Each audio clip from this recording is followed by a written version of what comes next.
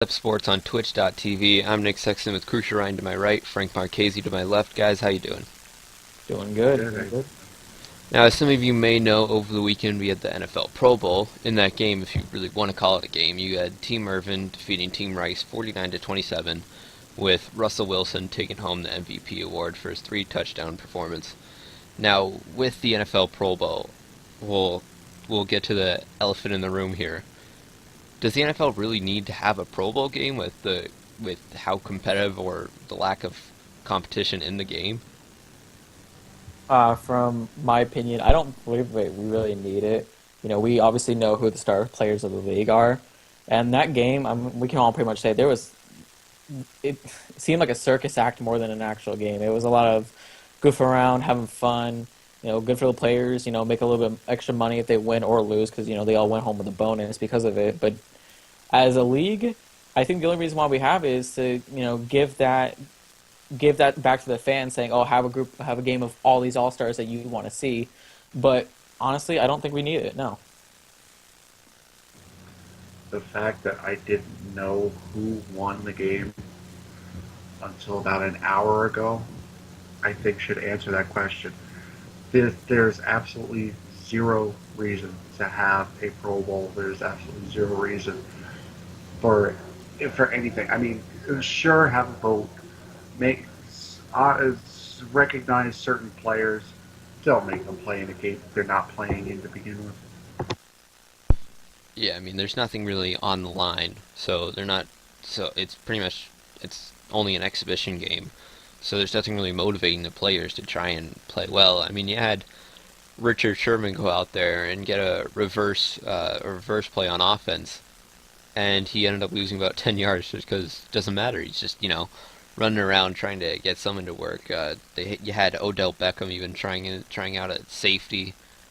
I mean, it's like you mentioned, Crucial. It's really just a circus act at this point, and it's good for the fans, I guess, if they want to go there to see just what they can do, I guess. But it's not really a game, and I believe after Tyler Eifert got injured in the fourth quarter, it became pretty much just two-hand touch football, which I mean, obviously you don't want to injure anyone, and unfortunately Tyler Eifert did get injured, but it appears it's not as serious as it seemed, but you got to find that balance of where there's still competition and where there's not as high of a chance for injury. I'm going to go back to what you stated, along with the whole different players, different trying position. At one point, Michael Bennett was back at running back, and he had Jameis Winston at center, which obviously they don't belong there, but that's what happened. At one point, those guys were both in those positions. And for me to see this more competition in the NFL as far as All Star and Pro Bowl is concerned, I wish they would take the route like other leagues where they had skill competitions. Like if there was quarterbacks against quarterbacks, and like a certain accuracy competition, or running backs as far as being able to get hit in certain things and still be able to push the ball, something like that. But we don't have that. So back to my own statement about the whole circus act. That's pretty much all that game was, and it's sad to see someone like Tyler Eifert get injured and then everybody else do two-hand touch. But if I guess I understand from that point of view, with these players with such huge contracts, they don't want to see injury. But if you don't want to see injury, then don't play the game altogether, because anything could happen. You could take a step and roll an ankle. It's all. That's really anything could happen in the game of football. That's what they're doing. They're not playing the game, which is, again, it's their choice, but it's also a joke. You get all these people that are voted in, and half of them don't want to play, which means half the people in there deserve to be there, and half the people don't. I do like the idea of just doing a skills competition, get all the players together and just do a skills competition, and then that's it. But to have a game is beyond pointless at this point. Yeah, I mean, you have a skills competition, maybe give the rosters of the Pro Bowl for a fictional game, I guess, just to say, these are the best players of the year. This is who we think is the best at quarterback, just to kind of give them that recognition, and then have those guys go out there and, like you mentioned, have a skills competition to, just make it fun for the fans. Keep it in Hawaii. Make the players get a little bit of a vacation in Honolulu. And see what goes from there. But at this point, I mean, there's really no point to having a game, like you mentioned. I mean, there's it's it's almost ridiculous at this point that we even have one with how little they're trying, and the NFL does need to sort this out and figure out what to do since these players aren't really trying. The one thing that we can take away from this game is the fact that that was the last game we will ever see Charles Woodson in a jersey for the NFL. You know, with such a great cornerback playing, it was sad to see him go, but at the same time, I wish that this game would have been a little bit more for him and for fans to see him one last time.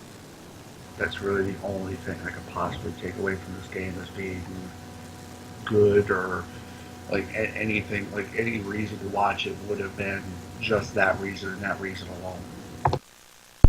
Yeah, I mean, everyone everyone knows that Charles Woodson is going to be a first ballot Hall of Famer, no doubt in my mind. He's had a great career, as we've talked about before, and it was sad to see him that this was his last NFL game that he'll play, and since he's retiring, and um, I mean, you guys are right. That's pretty much the only takeaway is that at least we got to see Charles Woodson one last time. Granted, it's not in a Raiders or Packers uniform. I've already seen that, but I mean, it was that's really the only good thing that came out of this Pro Bowl. There's not really much else than Charles Woodson had a good little send off for his career. We can also say that Russell Wilson showed why he's a good quarterback. With those three touchdown passes, but there's really not much to say other than that was he threw three touchdowns. Charles Woodson is now done with the NFL. That's all you can really take from it, and it's sad to say that this game has lost so much values in the eyes of fans and everybody everywhere that there's no point in really continuing it. It should just be moved on. Congratulate the players, give them some kind of award saying, hey, Pro Bowl, All-Star, whatever you want to call it. Just take away the game. There's no point in having it anymore with the lack of value it really has. There's absolutely no point in it. Yeah, I mean, the only really thing about the Pro Bowl at this point is how is the players that get selected, and uh, I mean that's really all. I mean, as we mentioned before, these players, half of them don't even care about the game. So I mean, it's pretty much a joke. It's ridiculous.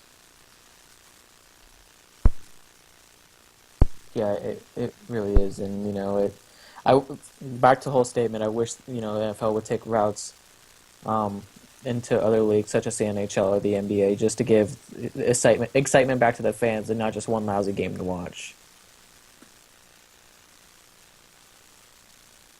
I don't know what more I could say for that you guys have. I mean, there's like I said, there's no sense in playing this game for all the for all the players that bow out, for all the players that just don't want to go, for all the players that just take it as a holiday. I mean, there's really no sense in it anymore. Yeah, and from the Pro Bowl in the NHL, we had the NHL All-Star Game this weekend as well, which, contrary to the NFL, there was actually some competition going on in their 3-on-3 tournament. So in that game, we had John Scott, who the NFL tried to take him out of the game pretty much as he was voted in by the fans. They tried to take him out of the game, and he ended up leading the Pacific team to the championship with him winning the MVP. I mean, I went over the story last week about John Scott, and it truly is. I mean, the whole week, he was just he was welcomed. I mean, it was, everyone just embraced John Scott being there. Teams embraced Scott being there. It was so much fun to watch a player like that have as much fun as he was having. And then not only that, but to score two goals. The team that he was captaining, that he was captain for, won the All-Star Game round robin tournament. It was an absolutely amazing, amazing night. It almost seemed as if he was slapping the NHL in the face or saying, thanks for trying to get rid of me, but I'm here, with the two goals and leading his team. And at one point, he was having so much fun that him and a former teammate of his actually started a staged fight, which we all got a couple laughs out of that. Yeah, yeah, we all got a couple laughs out of that and basically enjoyed it. But, the fact that he went through dealing with all this from the league giving him so much crap and trying to get rid of him, even sending him to the D League, he basically showed up and said, you know what, I deserve to be here. In which case, he kind of did. So good for him. 1 second, Nick. Before you go, we actually have some breaking news. This is from TMZ. The Broncos team bus, not 20 minutes ago, was clipped. Was in an accident. Nobody on the team was hurt, but the Broncos team bus involved in an accident today. Witnesses at the scene say that there was a car in front of the caravan stopped as the buses approached. The witness says the first bus slammed on the brakes, but the second had to swerve to avoid hitting bus number one and clipped a CHP motorcycle cop. Somehow the cop emerged from the wreck unscathed, and several people who looked like athletic trainers ran to the guy for help to help the guy out. So, fortunately, nobody was injured in the accident, but the Broncos team bus was involved in an accident not 20 minutes ago on the 101 freeway at Route 237, about 10 minutes from Levi's Stadium just outside of San Francisco. Wow, that is I mean, that's I think it says Demarcus Ware even tweeted saying to keep the day interesting, we have a small wreck. Looks like everyone is okay though. So I mean, it sure does keep the day interesting, and I mean that's I've never heard of that happening. A team bus getting in an accident on their way to practice. It's definitely an interesting day in sports now. Well, a couple weeks back, or not a couple weeks back, but I think last week or so, there was the college bus that got trapped in a snowstorm in Virginia. So, it seems like a lot of team buses are having problems, but no, all jokes aside, though, we're happy that no one was injured and that everybody walked away okay. And like you guys had stated, it's going to bring a new interesting day and a new topic to the media day when it comes. Yeah, again, that was from TMZ Sports. You can just read everything pretty much I just read off to you guys from TMZ Sports. So fortunately, everyone's okay and everyone will play in the game. Well, obviously it's not it's sad that the bus crashed, but like we've mentioned, it's lucky that no one was harmed in the accident, and so it's always a good sign when no one was injured. Now we'll get back to the NHL All-Star Game, um, where I mean, it's almost like, can you write a better story than this, where a player was voted in, and then NFL tried to take him away, and then he, like you mentioned, Crucial, he pretty much just showed the NFL or NHL that he deserves to be there. That scoring 2 goals, getting the MVP award, leading his team in a championship. I mean, it's inspirational stuff, guys. 2 goals. One of them was a breakaway. He is my new hero. Okay, John the Legend Scott, as he will be forever referred to from now. To have gone through, and like I said, I went through it. What was it, a week and a half, 2 weeks ago? I went through everything that he's been put through by the NHL to come back and do what he did, and not only just to score 2 goals, but to have his team win the whole thing had to have been extremely special. It was special for him. After the game, they had him up on the team had him up on their shoulders. It was a wonderful experience to have been able to witness firsthand. It was a exciting moment for him and for the fans.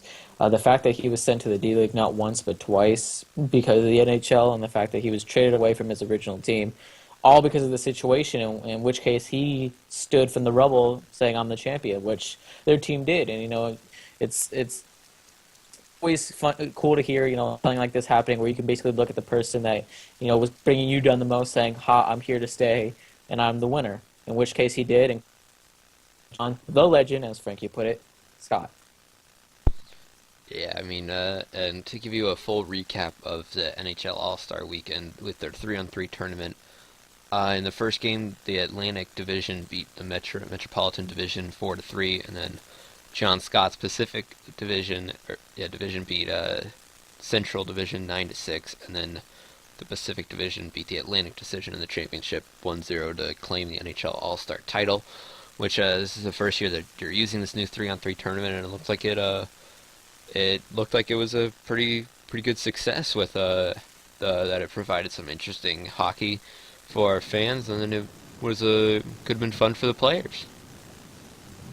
It was definitely a lot of fun to watch, and I mean to see, I mean the best from each division go up against each other. It was incredibly fun. I love the way they did it. Have the two Eastern divisions play, the two West divisions play, and then the winner of each.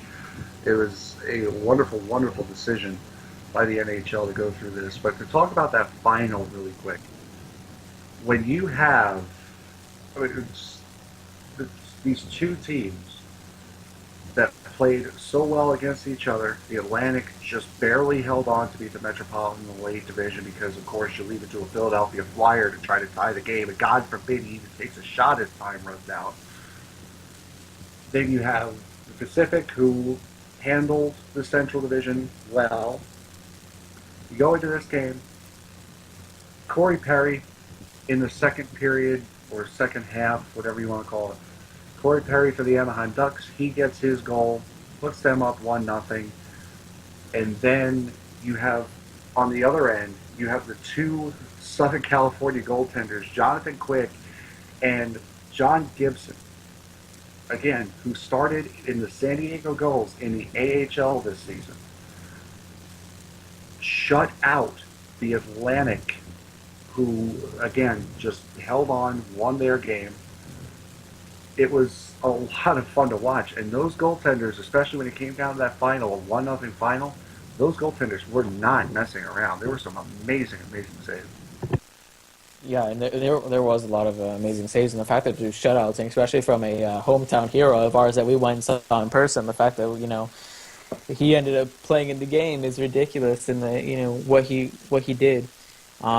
It's always fun to watch, the top players and play in a competition that's actually worth watching. And in this case, it was, for both the players, for John Scott, for all of them to compete and show what they did, and for these players to go out and provide entertainment and a sports kind of feel to it, where it was fun, but at the same time it was more competitive. There was a goal to gain from this, and we watched and we had a great time. Yeah, I mean, and let's give credit to the NHL here for figuring out. I mean, their All-Star game was kind of like the Pro Bowl, where the players weren't really, playing as hard as they could have, but then they moved to the 3-on-3 tournament, and like we mentioned before, it was a huge success. It provided some highlights, and also it provided a nice story with John Scott leading his team to the victory in this game, this tournament. And if you want, like I said, going back to John Gibson, I mean, he made several massive saves. Not just his game against the Central, but also in the game against the Atlantic. He came under duress several times, including that last big stand in the final. He came up with some huge saves. So he, again, from the San Diego Gulls all the way to the backup goaltender, and now he's in the All-Star game with the All-Star game and the $1 million prize on the line. He stood tall, man. I give him all the credit in the world. Yeah, everybody does. He's obviously someone who's going to be here for a while, and obviously showed us why he deserves to stay here. The fact that we stated that Gibson was back in the D League, and now he went through all these stages. It shows that hard work and determination can obviously get you to the highest point in which everyone wants to be. And congrats to him, like we all stated. Congrats to all the stars that made it. Both the NHL tournament and the skills challenges. But otherwise, congrats to, like you had stated, Nick, congrats to the NHL for finding a system that works, and thank you from us fans for the excitement. Yeah, it definitely was an exciting tournament, and it's about that time. We'll go to a little bit of a break, and we'll be back right after this.